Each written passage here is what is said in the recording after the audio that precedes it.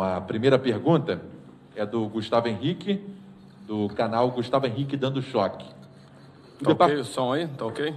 Tá bacana. Tá me ouvindo bem? Vamos lá. Gustavo Henrique, canal Gustavo Henrique Dando Choque. O departamento médico do Flamengo foi muito enaltecido na temporada passada pela competência na recuperação dos atletas lesionados. Nesta temporada, a gente percebe um quadro inverso, levando-se em consideração que temos praticamente os mesmos profissionais no departamento.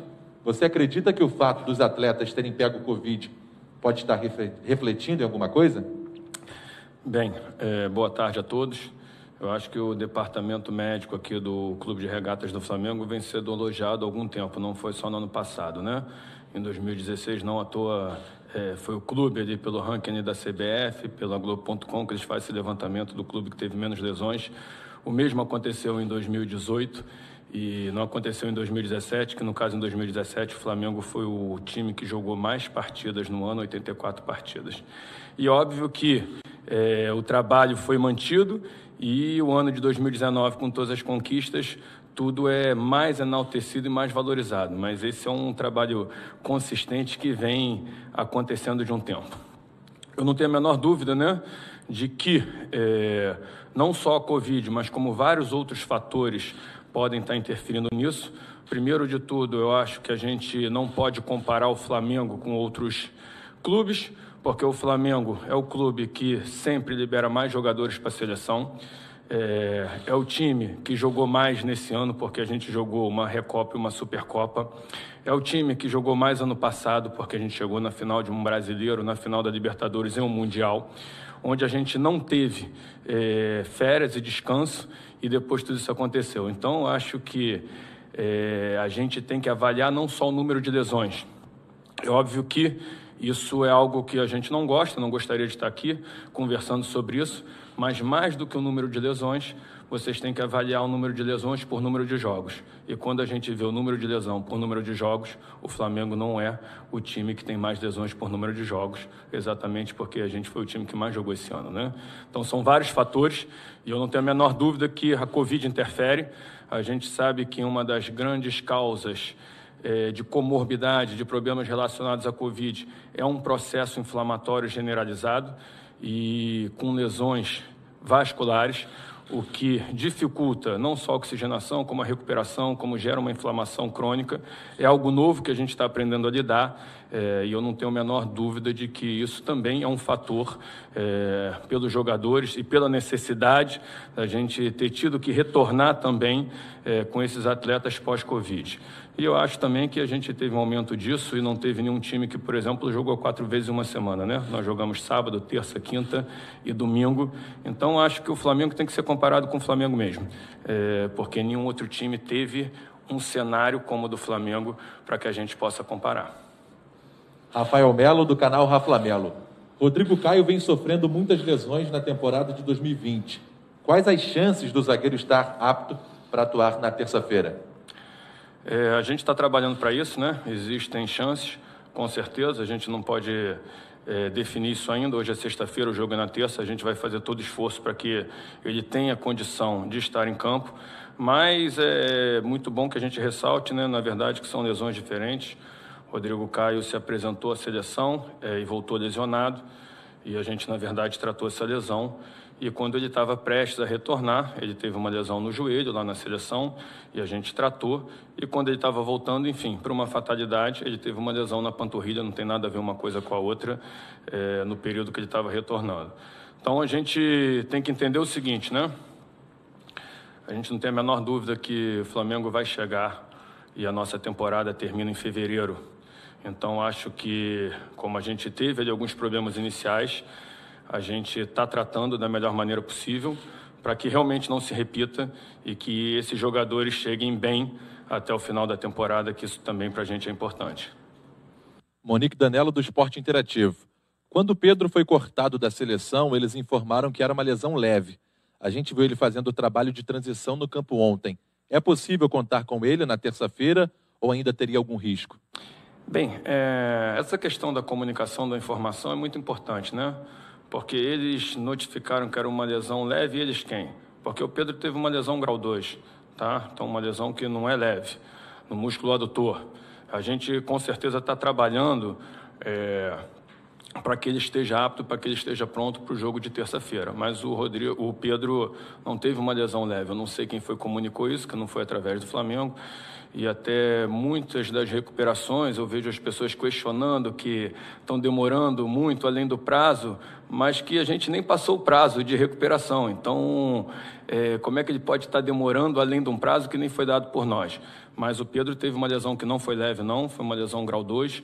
A gente aqui não gosta de dar muito esse tipo ali de prognóstico, mas a gente está trabalhando agora, recuperando com toda a tranquilidade e espero que ele esteja apto para terça-feira. Isabelle Costa, canal Paparazzo Rubro Negro. O Departamento Médico do Flamengo ganhou muito destaque em 2019, com recuperações rápidas, como a do Diego Ribas, e se tornou referência mundial no protocolo da Covid, quando o clube foi procurado pela Conmebol e FIFA. No entanto, agora o departamento vive em outro momento, com muitos jogadores que passaram ou estão no DM. Alguns deles reincidentes, como Gabigol, que entrou em campo após um período de recuperação, mas precisou voltar a tratar. Gostaria que você explicasse o que aconteceu no departamento e se houve falha nos métodos de recuperação e tratamento. Bem, primeiro, como a gente disse aqui inicialmente, é um ano completamente atípico, né? Dessas lesões, é bom a gente ressaltar e que fique bem claro que, por exemplo, o Rodrigo Caio se lesionou na seleção. O Pedro se lesionou na seleção. O Arrascaeta se lesionou na seleção. O Gabriel Barbosa foi um entorse do tornozelo, uma lesão traumática. O Thiago Maia foi um entorse do joelho, uma lesão traumática. Então, infelizmente, né, a gente tem que responder por algo que a gente não controla. Mas eu não tenho a menor dúvida, né, de que a gente aqui no Flamengo, independentemente de qualquer coisa, preza pela excelência.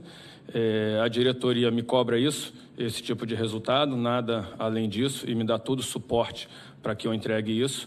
E, uma vez que a gente tenha diagnosticado, entendido que o departamento médico, mesmo com todos esses motivos que eu acabei de dizer, com situações que fogem à nossa gerência, não estava entregando o padrão que eu acho que seria o ideal, e isso é um dos motivos até da gente ter feito algumas mudanças, como todos falaram aí, porque não só a torcida, a imprensa, nós também, eu particularmente, não estava satisfeito com isso, e a gente realmente fez essa mudança tentando melhorar e chegar no nível de excelência, como a gente sempre teve, é o que a gente busca, e eu não tenho a menor dúvida de que a gente está chegando nisso de novo e que as coisas vão se acertar e, como você falou, vai ser lembrado como em 2019, ou 18, ou 16, enfim, chegando lá no fim, que é o que a gente importa.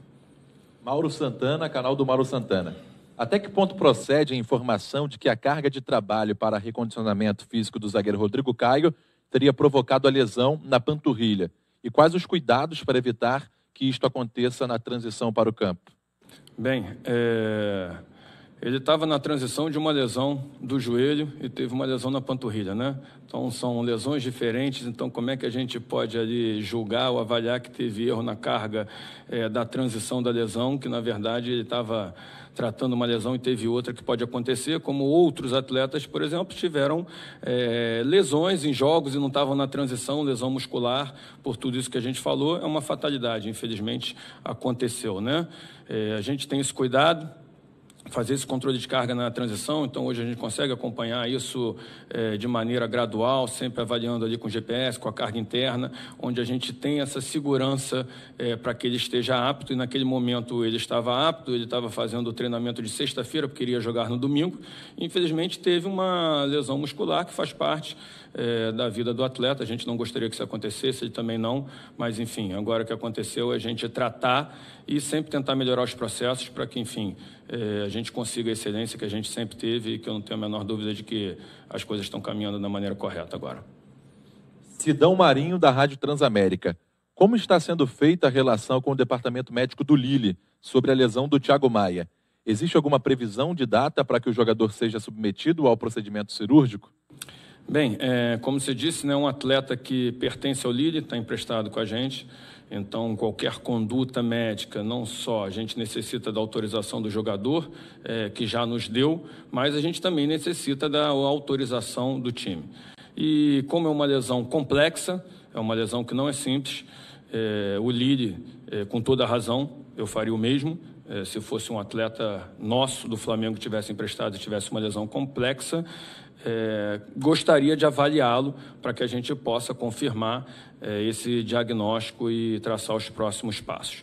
Então, tivemos uma dificuldade aí por questões de voos, de logística em função da pandemia, tanto para o médico do Lille vir para cá, como possivelmente para o jogador ir na França. Então, o Lille optou por contratar um consultor médico da Argentina, que já prestou serviços para eles. Ele está chegando aqui no Brasil no domingo e vamos avaliar o jogador juntos e, a partir daí, a gente vai discutir o diagnóstico e as possíveis condutas, e aí, a partir disso, a gente consegue passar para vocês uma previsão. Raíza Simplício, Gol Brasil. O Flamengo passou por algumas mudanças no departamento. Um preparador físico que trabalhava com os atletas em particular foi contratado. Como foi feita essa escolha? Bem, na verdade, a gente perdeu alguns profissionais aqui no clube em 2018, em 2019 perdemos outros profissionais. Essas mudanças já vinham sendo estudadas por nós, mas a gente estava esperando a chegada da nova comissão técnica para ver quem viria, o que a gente conseguiria compor. E a gente achou que teria necessidade da gente fazer um trabalho individualizado, principalmente um trabalho preventivo, para que a gente consiga melhorar, fazer uma prevenção melhor de lesão e nesse trabalho de transição também. E a gente, no momento, só estava com um profissional da preparação física, que era o Roberto, o Betinho, então a gente precisava contratar mais alguém para que a gente pudesse ajudar nesse trabalho individualizado. Vene Casagrande, Jornal O Dia. Recentemente, o Departamento Médico e a Comissão Técnica Permanente passaram por trocas de funcionários. Quais foram os critérios utilizados para o clube trazer profissionais como o médico Marcelo Soares, demitido em 2015 por você, e o preparador físico Rafael Winick, que chegou a ser criticado publicamente até por integrantes do CEP, que são da sua comissão permanente? Bem, os critérios foram os mesmos que eu utilizei para contratar os funcionários que estavam aqui antes e que saíram do clube. Então, os dois médicos que estavam aqui, que saíram do clube, eram médicos que estavam na base, que eu contratei eles para a base, que eu promovi a subida deles para o profissional. Com a saída deles, porque a gente entendia que precisava ajustar algumas coisas de conduta, de metodologia, como é sabido, eu também não estava satisfeito com o que a gente vinha apresentando. E foi trazido da mesma maneira, o mesmo critério, um médico que veio da base, que é o Mauro, e os fisioterapeutas que se desligaram do clube eram fisioterapeutas que eu mesmo trouxe, pelo mesmo critério da base, porque a gente aqui forma profissionais também, e acabou que, enfim, a gente achou que era o momento de mudar, e um profissional, a mesma coisa, o fisioterapeuta, o Lanian, subiu da base, mesmo critério que tinha os outros. O Fabiano, que era o coordenador da fisioterapia, teve uma proposta para um clube do Japão, foi uma perda para a gente, então a gente chamou um outro profissional do Vasco para substituí-lo, e o Marcelo era um médico que já tinha trabalhado conosco, que tinha experiência com futebol, então a gente tinha uma demanda de mais um médico aqui, e aconteceu de maneira natural, enfim. Então, mesmo o critério das escolhas foi o critério das escolhas dos outros que estavam aqui, enfim, cumpriram seu ciclo, encerraram isso, e a gente iniciou um novo ciclo com um critério muito parecido com o que a gente fez, escolhendo esses outros profissionais que aqui estavam no lugar desses novos. João Pedro Granete, coluna do Fla. O Flamengo teve 3 casos de atletas que serviram às seleções e retornaram lesionados: Pedro, Rodrigo Caio e Arrascaeta. O clube questionou as federações sobre como tem sido o trabalho? Olha, isso é uma situação complicada, né? Então, assim, eu não posso responder pelo clube, né? Isso é uma decisão institucional. É óbvio que a gente já tem um calendário complicado esse ano, né? Com uma quantidade de jogos muito grande. E óbvio que, como eu falei, a gente não pode comparar o Flamengo com outros clubes, porque nenhum outro clube cedeu tantos jogadores para as seleções como o Flamengo esse ano. E óbvio que se interfere. Não à toa que 3 jogadores se apresentaram na seleção e voltaram lesionados. Um outro jogador chegou e também apresenta uma fadiga muscular, que é o Isla, da seleção do Chile. Sabemos, enfim, que são viagens longas, num ano, num calendário extremamente cansativo. E esse é o preço que a gente paga pelo Flamengo estar em outro patamar, como dizem nesse sentido. Enfim, é o que a gente sempre busca na qualidade dos jogadores. A gente sabe que tem o ônus e o bônus e acaba que em alguns momentos isso vai acontecer, mas o clube tem que aprender a conviver com isso. A gente quer os melhores jogadores sempre, os jogadores querem sempre servir à seleção, a gente sabe que faz parte, infelizmente, e a gente tem que lidar com isso. Léo Burlado, UOL. Pegando a contratação do preparador Rafael Winick como gancho, as mudanças no departamento foram pedidas por você ou houve solicitação, interferência da direção de futebol? Não, todas as decisões das saídas do departamento foram decididas por mim. A diretoria simplesmente me deu respaldo, mas não teve nenhuma interferência da diretoria, foram todas decididas por mim e realizadas por mim, e eu assumo isso aqui completamente. Felipe Schmidt, do Globo Esporte. Por que as mudanças realizadas no departamento médico foram feitas neste momento específico do ano, com os jogos em andamento, um calendário apertado e não no fim da temporada? Bem, a gente já vinha estudando isso e a gente só não fez isso no momento porque ia ter uma mudança na comissão técnica e a gente esperou. E óbvio que existia essa possibilidade, né, de realizar isso no fim da temporada, mas ao mesmo tempo existia também talvez um descontentamento meu com o trabalho que vinha sendo aplicado aqui. Então, acho assim que, por mais que a gente saiba que toda mudança existe um impacto interno negativo, né, que talvez quando você possa levar até o fim do ano, e eu sabia que muitas cobranças viriam em função disso, mas eu acho que naquele momento preferi um fim com dor do que uma dor sem fim, né? Pedro Henrique Torre, ESPN. O Flamengo foi um dos primeiros clubes do Brasil a retomar as atividades durante a pandemia e participou, inclusive, da elaboração do protocolo da CBF para a disputa do Brasileiro. Mas o departamento de futebol viveu um surto de Covid há cerca de 2 meses, quando houve uma grande delegação em viagem ao Equador. Ao observar o que ocorreu, existe análise de que o protocolo apresentou falhas de alguma maneira? Bem, olha só, eu acho que o protocolo é seguro, né? Eu, particularmente, eu acho que só estamos tendo isso aí exatamente porque a gente faz essa testagem em massa, onde a gente tem todo esse cuidado. Ali era um momento que não tinha muita alternativa, então a gente teve que ficar no país naquele momento por mais tempo. Talvez tenha sido ali um risco que a gente assumiu e realmente aconteceu isso aí, não tínhamos outra escolha. Mas eu, sinceramente, eu acho que o risco de você ser contaminado numa partida, um jogador contaminar o outro é muito improvável, é um risco baixo. Eu acho que o futebol, apesar de tudo, tem dado um exemplo nisso aí. Desde o início tem buscado criar protocolos de segurança antes de vários outros segmentos e a gente simplesmente decidiu enfrentar essa pandemia que está aí, não tem uma perspectiva de fim e a gente sabia que tinha que criar maneiras de como e não quando lidar com isso, é o que a gente tem tentado. Óbvio que não existe protocolo 100% seguro, né? O protocolo não é uma vacina, não é sinônimo de imunidade. O protocolo simplesmente é para quê? Para que você diminua o risco e que você tenha as soluções para se algo acontecer. Como, por exemplo, no Flamengo, quando a gente teve lá no Equador, a gente tinha uma estrutura, por exemplo, de um táxi aéreo específico para transportar os nossos atletas, caso isso acontecesse. Isso foi contratado antes da nossa viagem, porque a gente sabia que era um risco. Então, todos os pacientes ali contaminados tiveram transporte adequado, testagem em massa, isolamento precoce, tratamento medicamentoso precoce. Então, acho que isso também é o protocolo, é você saber o que fazer quando algo sair do que você espera. E eu acho que isso aconteceu não à toa, que não teve nenhum atleta que teve alguma comorbidade, enfim, alguma gravidade maior. Mesmo a gente estando no Equador, tinha um plano de fuga, uma rota de fuga. Jogadores lá que foram testados, a gente já tinha agendado uma contraprova para que a gente, se porventura isso acontecesse, seja no mesmo dia com 2 laboratórios. Então, isso que é protocolo também.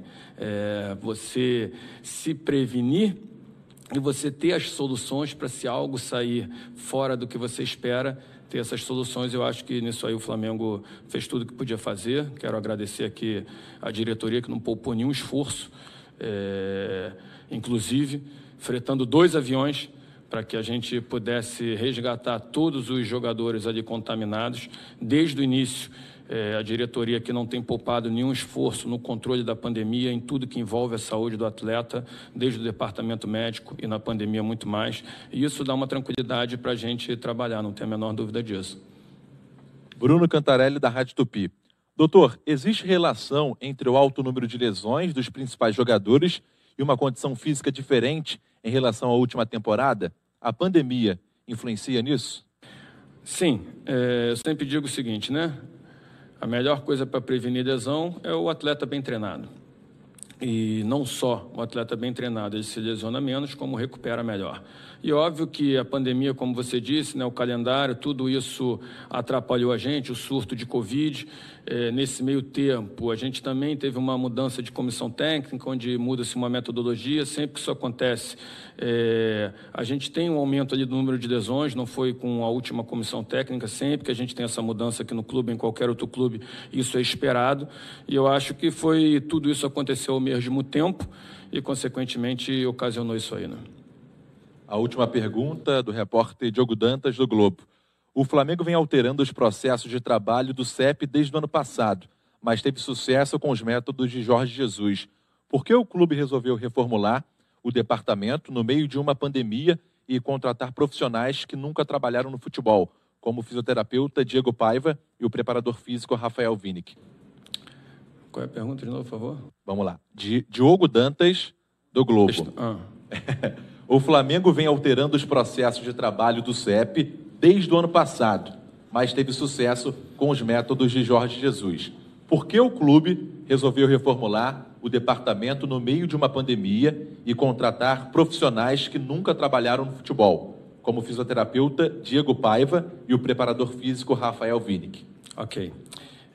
Óbvio que, primeiro de tudo, né, o clube tem uma metodologia própria, mas o nosso desafio é sempre a gente encaixar essa metodologia com quem esteja chegando. Afinal de contas, o Departamento de Saúde e Alto Rendimento, ele está aqui para oferecer um serviço para o clube e para o treinador que está chegando. Então, a gente tem nossa metodologia e a gente está sempre se adaptando, e quando você consegue essa comunicação, esse entendimento melhor com a comunicação, a gente consegue um resultado muito bom, como aconteceu ali com o Jorge Jesus, como você disse, e como tem sido com o professor Rogério Ceni. Eu não tenho a menor dúvida que a gente vai chegar nesse nível de excelência. A reformulação a gente realizou exatamente por não estar satisfeito com o que a gente vinha apresentando. Enfim, a gente sempre quer um parâmetro de excelência e a gente achou que era um momento de mudar para que a gente conquistasse isso de novo. E a questão de trazer profissionais que nunca trabalharam com futebol, em algum momento eles têm que começar. Os outros que estavam aqui também, quando eu trouxe, nunca tinham trabalhado com futebol e começaram a trabalhar aqui no Flamengo. Então, enfim, faz parte. Eu aqui, óbvio que a experiência no futebol é importante, mas a qualidade e a capacidade técnica, para mim, assim, é superior. E os outros que estavam aqui também, eu, quando trouxe, nunca tinham trabalhado com futebol e aprenderam, enfim, e trabalharam, e nós somos gratos a ele, enfim, entregaram ali no momento. E a gente achou que, porventura, era melhor a gente mudar e para estar sempre melhorando os processos. Obrigado, doutor. É isso. Fim da coletiva do doutor Márcio Tanuri, gerente de saúde e alto rendimento.